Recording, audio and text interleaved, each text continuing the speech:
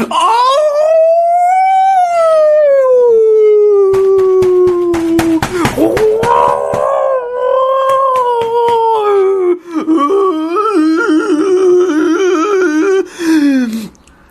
again, it's CM Kosemen again, and this was a jump scare, obviously based on the amazing soundtrack of the 1977 version of Suspiria, directed by Dario Argento. And today, it's a very beautiful, cold, rainy spring day in Istanbul.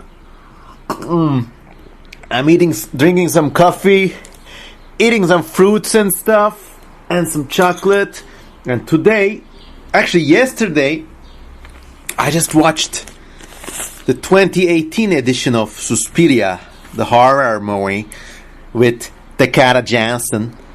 And then and in the past week I rewatched the 1977 version of Suspiria again, and boy am I full of things to tell you. I mean, I think with only a slight amount of exaggeration, we can state that this Suspiria remake shows us exactly what is wrong with storytelling in Hollywood these days. And yeah, the new film wasn't exactly a Hollywood film, it was an Amazon content production services film, but still, the logic goes the same. For a number of reasons I'm about to tell you, I believe that the Western, let's say, profit-driven model of storytelling is running into quite a lot of impasses and obstructions, and we're going to examine that through the comparison of these two movies. And obviously I'm really opinionated because I think they did an awful job. It's not that they did a bad film you could just forget, but man, this new film had so much potential and they just blew it all. But before we begin, please, I would like you to donate on Patreon. You know, the great thing is just last week I received my Patreon paycheck. It was like, I don't know, but it was like 300 to 500 of my local currency. And thanks to that money, my wife and I had a really good weekend. So, you know, it really helps. And now I'm asking you again to consider donating on Patreon. The link is just below. And this way you can give me more free time to produce interesting and scary or bizarre podcasts like this. But let's begin. 1977 Suspiria has a really special place in my heart because I remember watching it with a group of friends when I just turned like 20 or 21 or something. And if you don't know, I'm 35 now, getting old. But anyways, it was this junction in college life where it's like your third or fourth year or whatever. I had just transferred from Cornell University into an American equivalent college in Istanbul. Nowhere as good, but good, I guess. And in the second year of that school, I had like a really laid back schedule. You know, I went to school like twice a week, and I was just happy to do as I wanted, free to do as I wanted, whatever.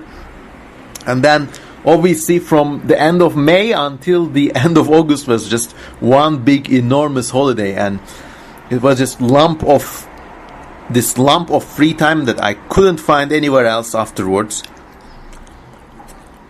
So we spent nearly 2-3 weeks with a group of friends in Ankara, and one of my friends had a student house there.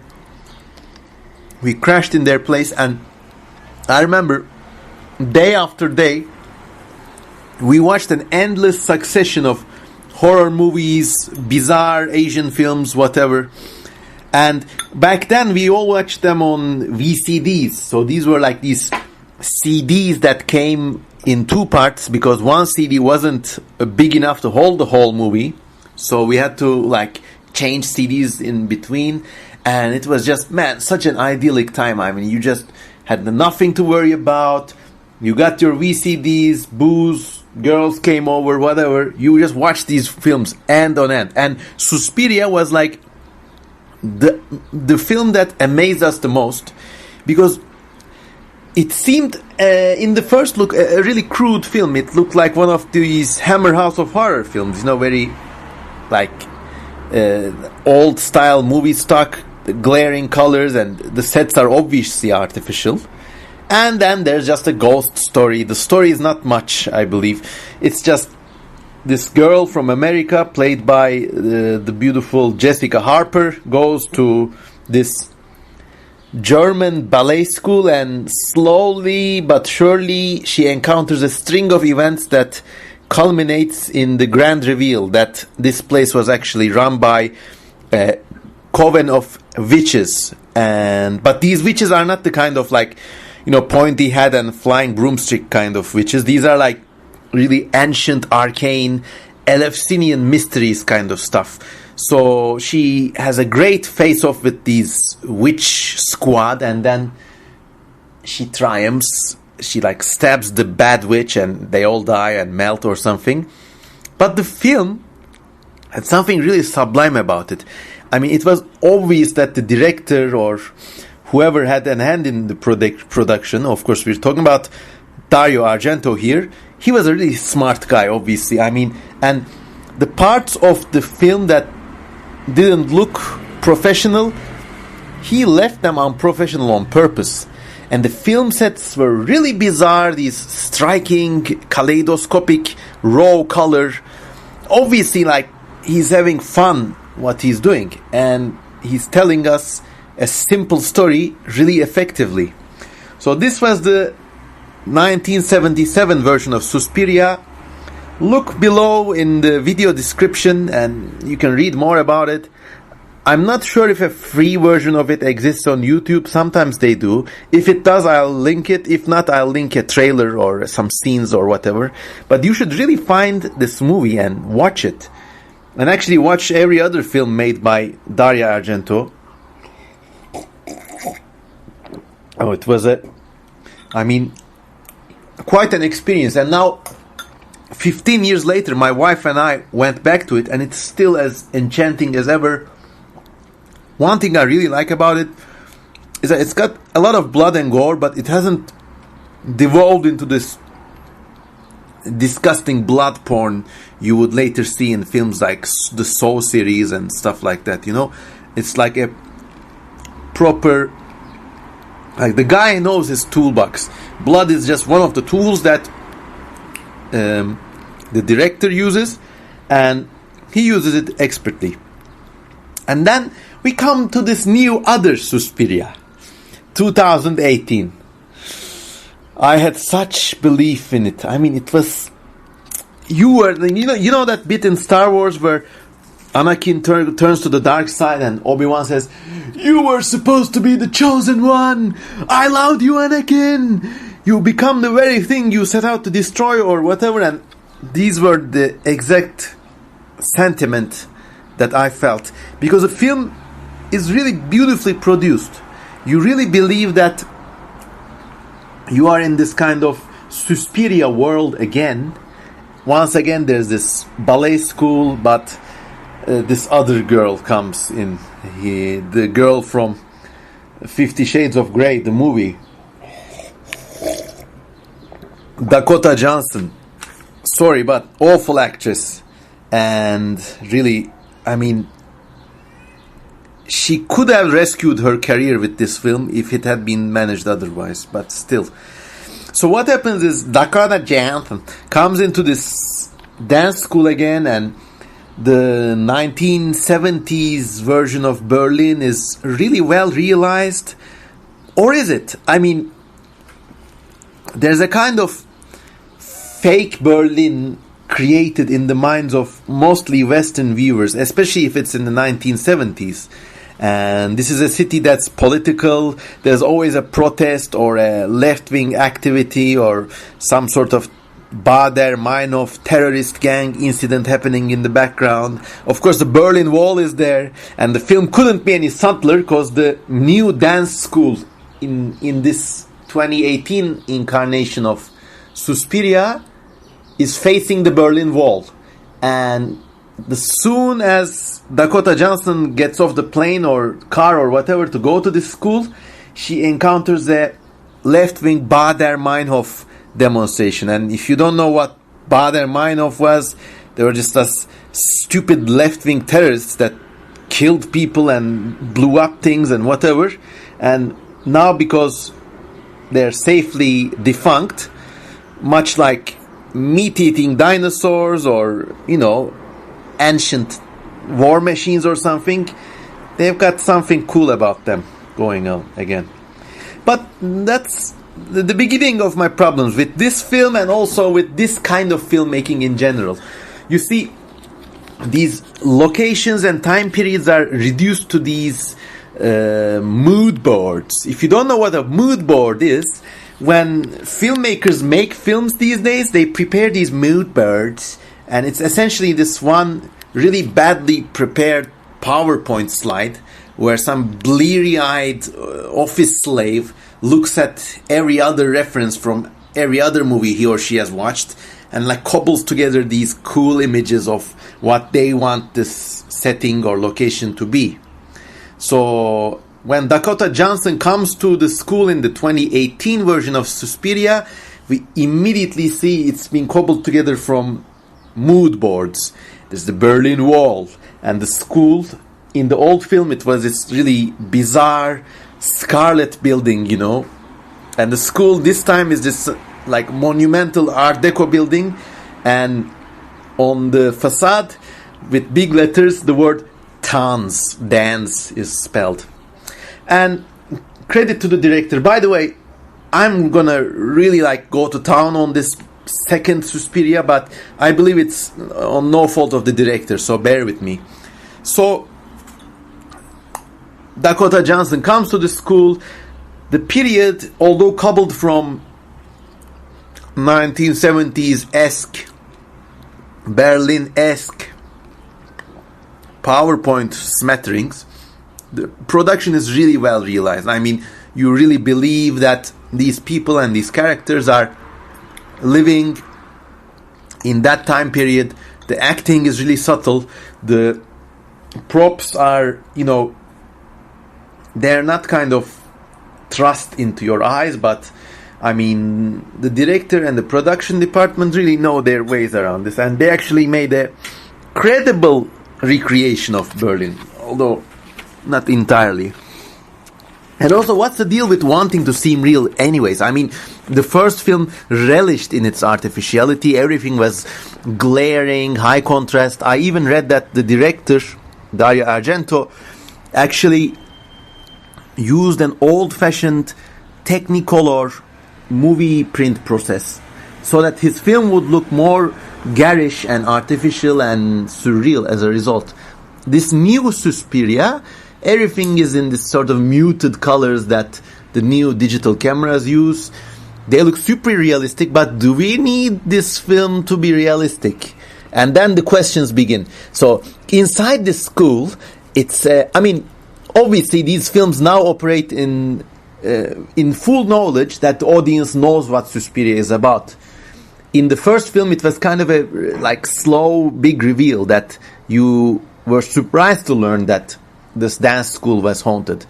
But by now, obviously, everyone watching this Suspiria knows that this is a witch coven dance school or ballet school or whatever. So it's obvious from in the first quarter of the film, you see this Dakota Johnson steps in and she's met with Tilda Swinton, another actress who's very talented, but in this film I found her really annoying because this is set in Germany, and for some reason Tilda Swinton is right, create air beneath your legs, do not merely jump, and she's dropping off all these high educated Britishisms. Then why the hell are you in Berlin in the first place? Are you some kind of super ballet teacher that they had to import from Britain specifically. We all know what Tilda Swinton stands for. She's like extremely erudite, refined British actress with a good dollop of androgyny thrown in. But I mean, this is the kind of thing that annoys me with this kind of filmmaking. So because Tilda Swinton is there, she has to like speak in some sort of Britishisms. Whereas in the old film, the teachers all spoke like European matrons or whatever, and this was not an issue. Also, like throughout the film, at some point Tilda Swinton switches into French because that, I guess, is the language of ballet and dancing. For no reason, they just wanted to have her speak French, I guess. So anyways, that's how things began to turn murky, and I could actually go through the whole movie. Let me think of what other scenes are memorable. So in the first film, there was this atmosphere of not quite knowing what was going on. In this movie, it's like completely dispensed with. We know that the witch school is run by witches. We know that this place is haunted. And we know that there's this like evil arch witch living under the floorboards, and she has some sort of connection with Dakota Johnson, and she's having Tilda Swinton groom Dakota Johnson so that this uber witch can like suck her spirit and claim her as her own next incarnation or whatever. And then everybody is getting ready for this new big dance / ritual that's supposed to be super demonic and super eccentric and super eclectic. And this other thing I found annoying is that they made the film look more pretentious and like educated looking. So it says a film in 6 acts. Okay? And then one by one we see the acts, and this is supposed to do what? Make the movie look more demonic or more mysterious. I think it was just a distraction. I mean, it's just this... It's not an arcane film, but a film made by normies. I don't like this word. A film made by basic people, I'm sorry to say. And I'm not talking about the director here, but you'll learn who I'm talking about in a second. A film made by basic people with the ideas of a certain recipe of ingredients you must have in order for the film to look arcane and mystical and demonic. You kind of get a sense of what I'm saying here. It has to be in acts, and the acts have to be named with like weird names, but I've forgotten them all. And there has to be some sort of bizarre typography and stuff like this. I mean, it's already been done, Argento already did it. Okay, but we could gripe about this forever, and criticizing movies badly is a very, very guilty pleasure of everybody, I guess. You can just argue about films and talk about why films are bad because a film isn't gonna hit back, or it's not gonna have offended community members, or anyone can criticize a film and then went off some anger and then not be affected by it socially. So I'm going to avoid the allure of like really harshly criticizing this new Suspiria film, and I'm just going to go to my ideas and my investigations about why it flopped so bad. And let me just describe the flopping scene, then we can be out of this thing. So at the end, what happens is that there's this unusual over-explanation and stupid red herring details all over the place. Like in the first film, it was like bish bash bosh. Woman comes to school, something creepy is going on. Turns out it's witches. There's a battle of sorts, a face-off, and boom, the end. That was it. And today, if you write a script like that, someone's gonna say, "Yeah, but it's too complicated." No. They're going to say, "Yeah, but it's too simple. Needs to be more mysterious." Does it? No, it's storytelling, goddammit. In the second film, what happens is, once again, girl comes to the school but is strangely, privilegedly treated. We see flashbacks of her family. She was obviously a special person, you know. Everybody in these films has to be special somehow. In the first film, what's her name? Jessica Harper, really beautiful lady. She was just an ordinary girl trying to survive in this chaotic place. Now, Dakota Johnson was actually born to a strange, Amish mother, and we see flashbacks of her mother dying of bad makeup, I guess, and she's like, and then at the end of the film she says, she's my worst stain on the earth. You know, it's like this kind of bad American quasi-mysticism coming home to Europe. So she's specially treated in this second film because the witch mother wants her, and also there's not one lineage of witches anymore, but there's three, and they also have a disagreement among themselves. To complicate things even further, there's this kind of psychiatrist professor character played by Tilda Swinton, but as a man, and that was actually a cool thing. I don't know, I mean, I didn't realize he was a she until the end, which goes on to show something about her acting skills, I guess.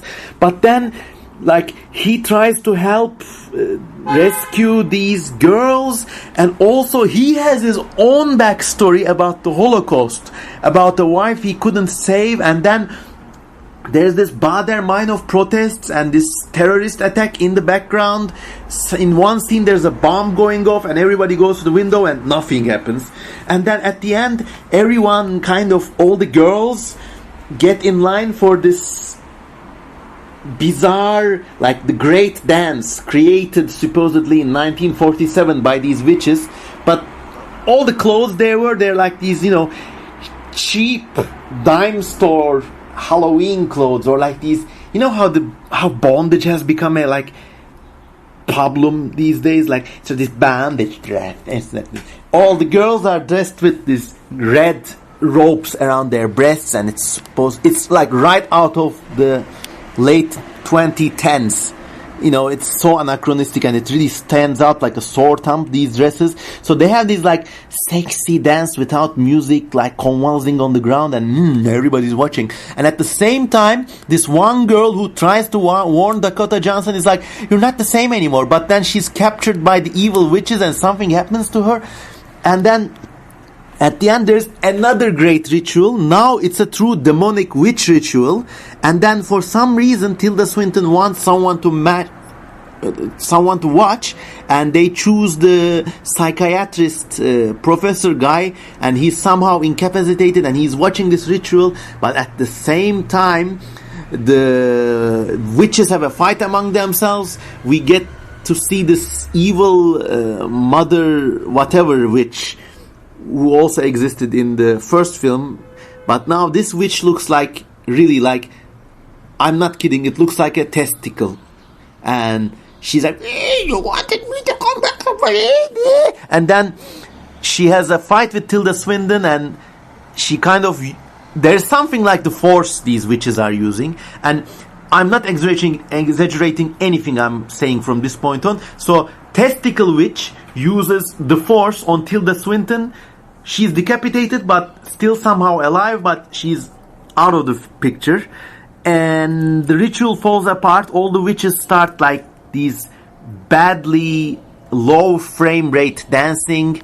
It's filmed in low frame rate, so everything looks blurry, and I guess so that we don't get to see how crap the whole performance is.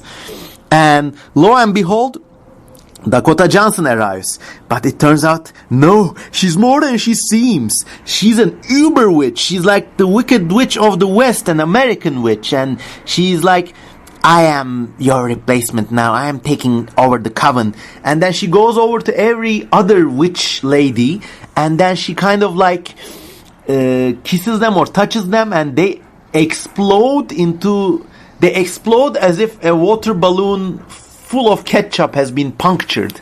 And it's done in a really crappy, like, it's done in such bad CGI that the entire illusion of veracity which the producers or the director has strived to build since the beginning of the film is completely shattered.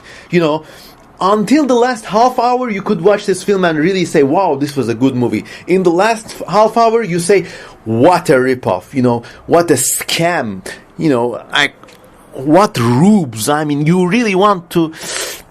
There's the kind of film that makes you angry because it's bad, and that's because of an unrealized promise. And this film made me angry in the same way. So what happens is Dakota Johnson appears with this silly, erotic dress that her breasts are revealed with a certain kind of décolleté or whatever. So we know she has powers, and she's like a completely different character. And then she once again detonates all these evil witches and rises to the head of the coven or whatever. And she also spontaneously generates a 2-meter tall killer demon to help her kill the renegade witches. And then there's a sensation that this is done to the European witches, I'm really not kidding, in retribution of the Holocaust or something. And it's really bizarre. And she says something like, she goes to the doctor survives the whole incident, he watches the whole thing, and Dakota Johnson goes to the doctor and says, there must be retribution and penance, or you must excise your guilt, but not you. And obviously she's talking about the Holocaust, and the doctor couldn't save his Jewish wife from the Holocaust or whatever. Now, this was a completely unnecessary plot. Look, I mean, I have Jewish family roots myself, and this is not... sometimes these racists come up and say, Hollywood has all these, Holocaust washing or Jew washing or whatever. But this really feels like a sucker punch. Why does a film about goddamn witches in a school, just because it's set in Berlin, why does it have to make a point about the Holocaust? Don't you realize you're actually cheapening the Holocaust? Future generations are going to associate the Holocaust with stupid Dakota Johnson and her tits, and not actual suffering and not the actual death of millions. Come on, get out of here. I mean, this was a very small detail, but it made me furious. Suspiria is turning the frogs gay. Like the film, and please donate if you get this reference. But anyways, let's go back to this film. So it ends like that, a complete mess, really ambiguous. You think maybe somewhere, Easter eggs, or there was some sort of world building going on there, but no. They just explored all these paths, and it's like the producers were so in love with the shit they produced that they could not bear to cut some of the scenes. But sometimes the best directors in the best films cut scenes. Not because they hate their work, not because they want to diminish the universe or whatever, because they want to tell a proper goddamn story. Take a look at the deleted scenes from Ridley Scott's Alien, for example. There's a whole scene there where the alien catches people and turns them into eggs. So we see the cycle of the creature. But it's been deleted because Ridley Scott thought it was interrupting the tension of the film. And maybe for the better. Why do we need to know the alien's life cycle? Why do we need to know about the 3 lineages of witches in this school and their internal squabbles? No, this is just a goddamn haunted school, for Christ's sakes. So I thought long and hard about, why this shit is happening. In movie after movie, series after series, this is happening. By the way, don't get me wrong. I mean, I'm not gonna go on saying Hollywood ruined Star Wars or whatever, but something is going on, and in all big budget productions made in, I'm gonna call it the States or made in the West, the art of storytelling is dying. It's the chronicle, film by film, of the death of storytelling. Now, I'm not gonna, it's not going to be like no one's going to be able to make good films in the future. Far from it. Thankfully, some people are making great films. For example, the insult engendered by this 2018 Dakota Johnson tits up Suspiria is more than offset by last year's film by this other director called Gaspar Noé, and it's called Climax, and it's about this. It's just a very simple story. Some bunch of dancers get together for a dance event, and someone spikes their punch with LSD, and they all have these hallucinations, and there's like 30 characters or something, but you really get to experience them as like really well crafted characters. And then it's just bish bash bosh from beginning to the end, one film, one story, a direct, simple story.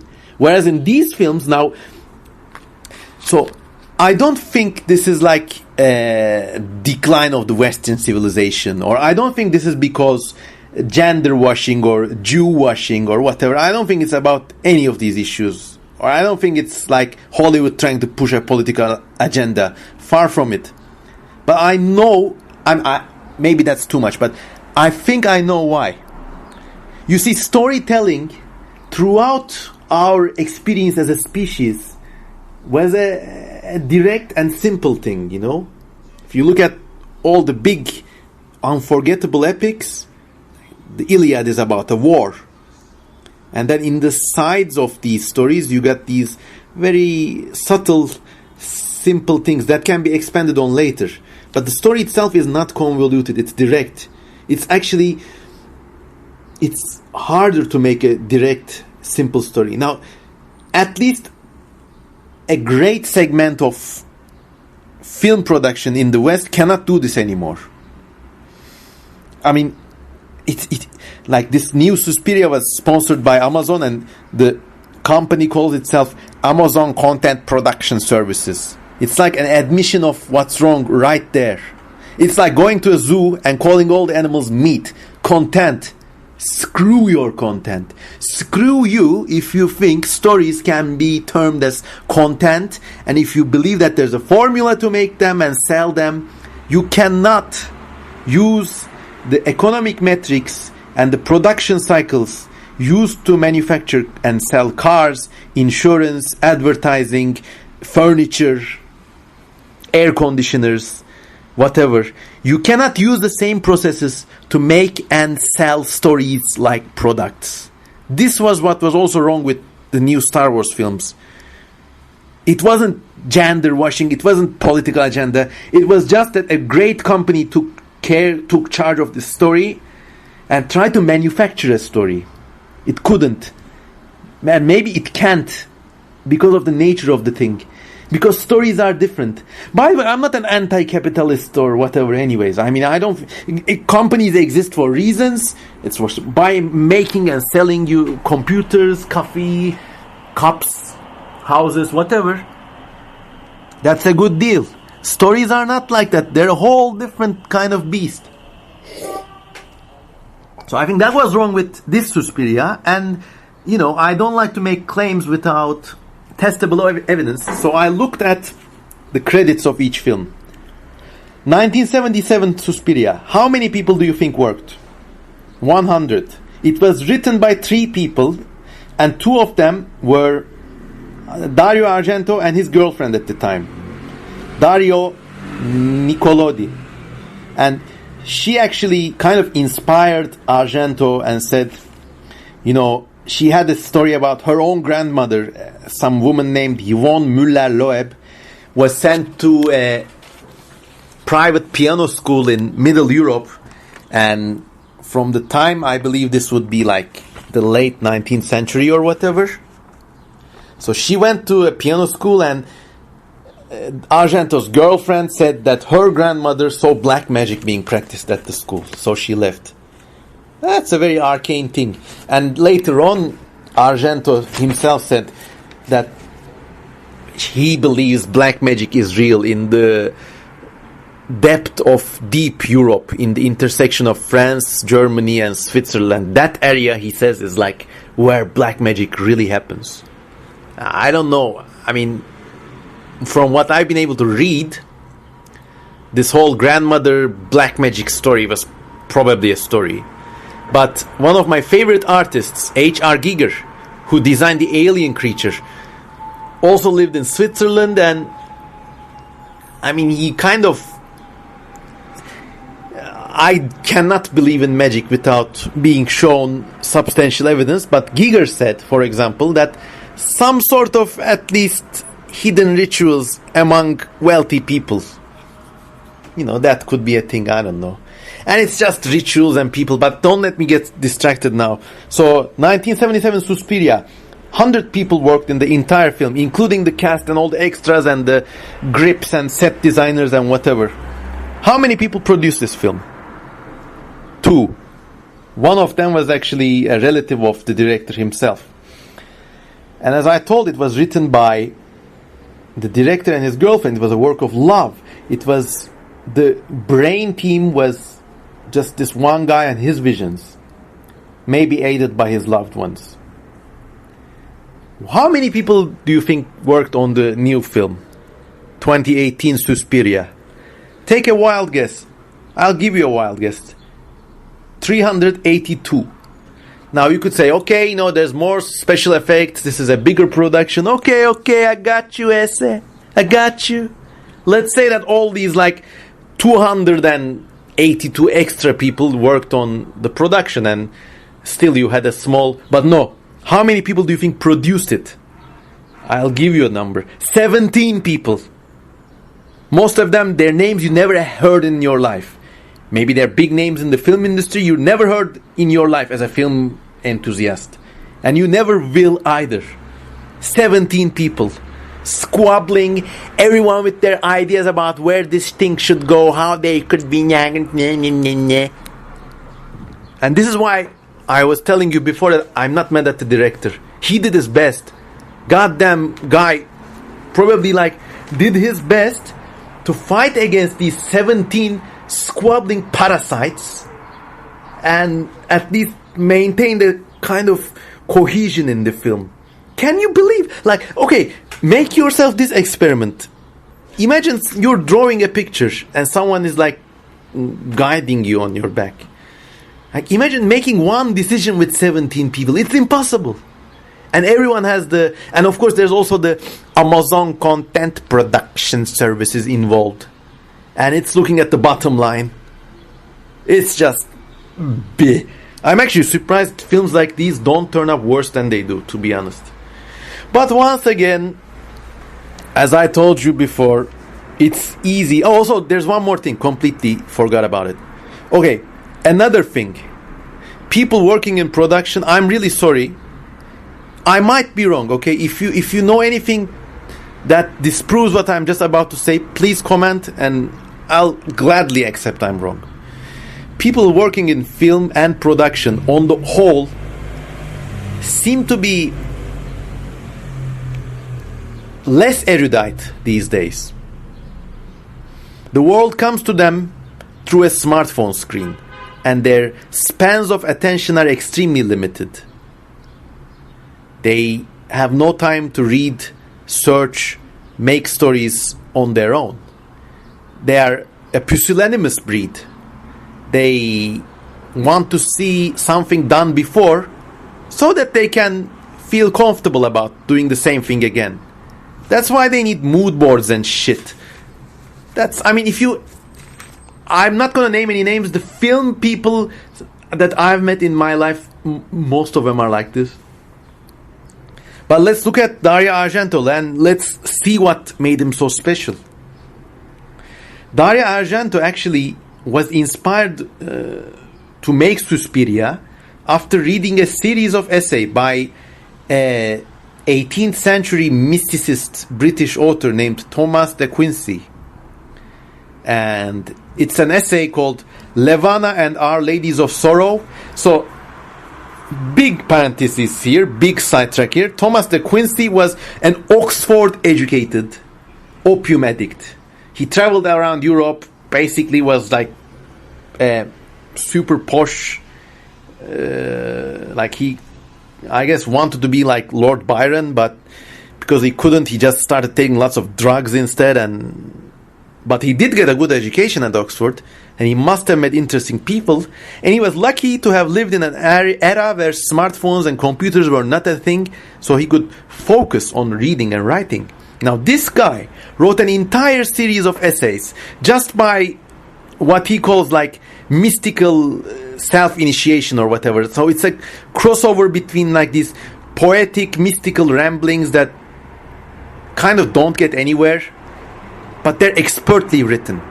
They're beautifully written.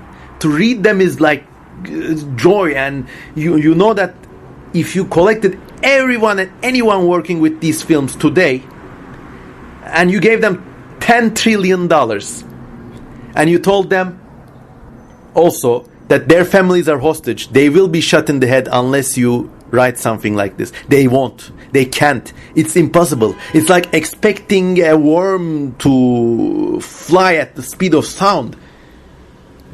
People's attention spans have degenerated, and they have become too reliant on other people's examples, and they have become too scared to research things on their own. Whereas Argento read up these works of this Thomas de Quincey, and he wrote this essay, like this mystical essay, whatever. I mean, it's just bullshit, but as I told you, it's very well written bullshit, and it's really inspiring, and you really have this mystical sensations. So it's called Levana and Our Ladies of Sorrow, and you can find the whole PDF linked in the video description. You'll thank me later.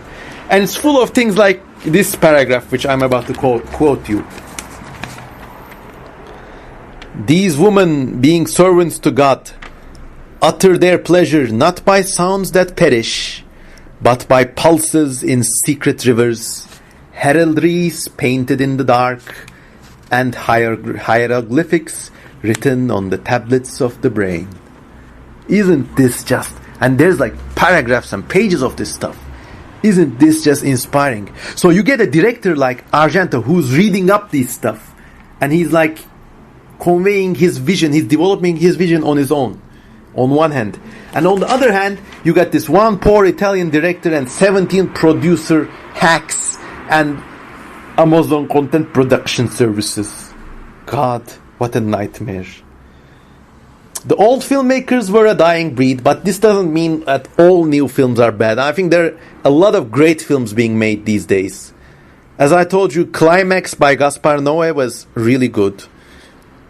Blade Runner the new Blade Runner by Denis Villeneuve was really good.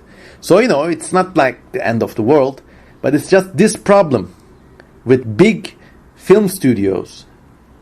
Maybe because so much money is riding on this stuff that they want to be sure or whatever. But, I mean, for example, it's extremely easy for someone to come up with the budget that Argento found when he was first making Suspiria. You could make the original production like this. It's very cheap in today's standards. But nobody can make another film like this. At least not with the big movie production companies. I believe, for these reasons, that at least in part of industrial-based Western filmmaking, the art of storytelling is dead or dying. And once again, these reasons include a proliferation of computer technologies in communications as well as design and production. They include pusillanimity and an inflation of producers and this fake and silly belief that you need a team to come up with a great story. You don't. They include this Baroque penchant for convoluted stories and back origins stories and lots of red herrings. And they've forgotten how direct and striking storytelling actually is. So yeah, guys, that was my gripe mostly about Suspiria. Now, do you want to play a game? Do you want to play what I would do? Because I've done this in some of my previous podcasts. Let me tell you how I would film Suspiria if and if I was given unlimited money, and the god of Hollywood says, Memo Kosemen, I'm gonna give you $2,000 million. You gotta make Suspiria yourself. I said, okay, God. What do you want me to do, God? But I said, God, 1 minute. Because I've spoken so much that my throat feels like that testicle witch in the 2018 remake of Suspiria. I'm going to get a coffee refill. And then I'm going to tell you all about it. Now let's do some ASMR in the middle. I'm going to the kitchen. This is the kitchen. Now I'm just going to boil some coffee, you know. Yeah. Solid stuff. I'm brewing. There's the water. By the way, while I'm making this coffee, and please consider donating to me on Patreon again. Because, you know, it's always better when you're getting paid for it. Even if it's only like dimes and pennies. But yeah. Look at this crispy coffee I'm about to brew right now. Actually, I'm not brewing anything. It's just Nescafe. But actually, that's the best coffee. So, water's boiling, and let me start talking about Suspiria. CM Kosemen Suspiria. Oh! Well, I'm actually at a loss, guys. I mean, how would I film this film? In the film's original mythology, there's supposed to be these 3 deadly female witches or spirits that kind of do their evil ways around different parts of the world. Actually, maybe I'll build on that. So it won't be a goddamn dance school anyways. So if in Europe there are these 3 witches, who knows what else there is on other parts of the world. I would pick an area rich with local mythology. Perhaps like Indonesia, you know. I don't know if that's what Indonesian music sounds like, but Indonesian and actually the entire Philippines, Indonesia, Malaysia, you know, they all say like they're Christians or Muslims or other kinds of Muslims these days, but until quite recently they were just pagans with an incredibly diverse set of monsters and stuff. They have this belief in this creature called, for example, a Penanggalan, which is a woman whose head detaches from her body and flies at night to eat or drain blood, and then it retaches in the morning. I'm pouring my coffee now. Oh yeah. So I would set my Suspiria in Indonesia. If there's 3 witches, if Europe has room for 3 witches, the whole world has room for God knows how many more. So, let's get some milk in this bad boy. Yeah. I'm just opening a pack of milk. Ooh. I got the milk in there, yeah. Okay, now I'm gonna get a sip because I'm a bit tired from all the speaking. But this has been one of my most fun podcasts. I hope you enjoy it too. So yeah. CM Kosemen Suspiria. Set in Indonesia. How should we go about doing this, guys? I mean, in the old film, this girl comes to this dance school. So perhaps I won't upset the story too much. It's, let's say, a painter who comes to this batik painting school in Indonesia. Batik is a kind of fabric painting used in traditional Indonesian and I believe Malaysian art. So it's set there, you know, they live in these huts. It's kind of like a hippie / new age place. And it's like there are all these painting, there are all these like girls from different parts of the world painting, whatever. And then strange stuff starts happening. They find a dead body, but inexplicably the head is attached upside down. Or maybe they say the dead body belongs to a woman. They say maybe, you know, this was a cripple and they just dumped her body here. Okay. Something happens then. There's this scary sounds heard at night or whatever. And then our heroine, let's say, does these paintings, and they have really like the batik paintings in Indonesia have these tessellated patterns. They're a bit like tie-dye in a way. So she starts seeing them dancing, moving like a hallucination. That's really scary. But things, days go on. She makes friends. She makes some frenemies. But then one night, something crashes through the roof of her bungalow, and there's a horrible screaming heard. And what's that? It's scary again. And she has one of those hallucinations at the same time. But then the instructors come and say, don't worry, it's just an owl, I guess.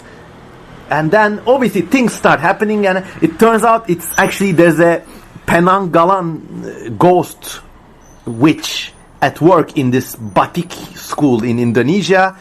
And like one of our heroine's friends dies, and one by one she kind of goes deeper into this situation, let's say. And then she actually sees something like a fat bird flying in the distance with a light, but it comes closer and there's two huge glowing eyes or something like that. And at the end, what happens is it's like a face-off in the original Suspiria again. But I would make the production in such a way that I would actually shoot it all on film and on Technicolor film, which is like really bright and gaudy. And I would make sure that all my camera equipment is really old-fashioned and somehow wonky. So the sights I get are really weird. I would try to have as many practical effects as possible, and also I would film all the bugs and snakes and tokai geckos and shit I find, and then it would kind of be like these films of Terrence Malick, the guy, the Thin Red Line. He filmed this war film, but 1/3 of the film is beautiful naturescapes, and the other section is like blah blah blah. And then one night in this film there's a tsunami. So everyone is cut off from civilization, internet doesn't work, and our heroine was thinking about leaving, but now she can't because there's a disaster. And then in the wreckage of the tsunami, there's like dead bodies and dead animals and trees and stuff floating everywhere. She faces off the Penanggalan witch in all this morass and ruins. The woman's head comes off the body and attacks her, and there's this kind of like chase, but then she just stabs it with a spear, and the head Penanggalan explodes or whatever. We think she's clear now. We have to wait for the rescue boats to arrive or whatever. But then there's a sound, and it's actually the headless body of the Penanggalan now running for a second attack at her. And this, she runs through the wreckage, slithering through all these like fallen trees and whatever, and the headless body is relentless, really chasing her down. And then just as the body is about to catch her, we see like machine gun fire, and the body is shot down, comes back again. Who's doing the shooting? Oh, turns out it's the Indonesian police. And then they really shoot at the body, and it falls down again, and an officer says, set the whole thing on fire, set it all on fire or something. And then they take the girl away, and off they go. Credits start rolling. Filmed by CM Kosemen. Okay, that was my idea of Suspiria. I would not set it in Europe at all. I wouldn't set it in goddamn Berlin at all. Why? I mean, go somewhere else. The world is bigger. Anyways, guys, that was my critique of the two films. Well, the critique of the last film and the comparison with the first film, and my reasons for why there's a problem with storytelling in Hollywood at the moment. I got carried away in some parts. I'm not a violent guy. I'm not a brash person, but it's enjoyable to talk about movies that way. I hope you liked it. If you disagree with me, please let's have a civil disagreement below. I think movies are fun and they're all the more entertaining if you talk about them. And it's been almost an hour, wow. So it's been a long time. Please consider donating to me on Patreon once more. I like to repeat this. And please subscribe to my channel. If you just come in for the film related content, yeah, this is a channel mostly about evolution and other natural history stuff, but you know, you'll still enjoy the film reviews when they come out. So that was that, guys and gals. Please watch the original Suspiria. And Dakota Johnson, I don't know if she's a bad actress, but they always cast her in these awful roles. Come on, cut the girl a break. Anyways, and don't let me get started again. Have a nice day, everybody. Goodbye. This was CM Kosemen and Suspiria. Boom, boom, boom, boom, boom, boom, boom, boom. Oh!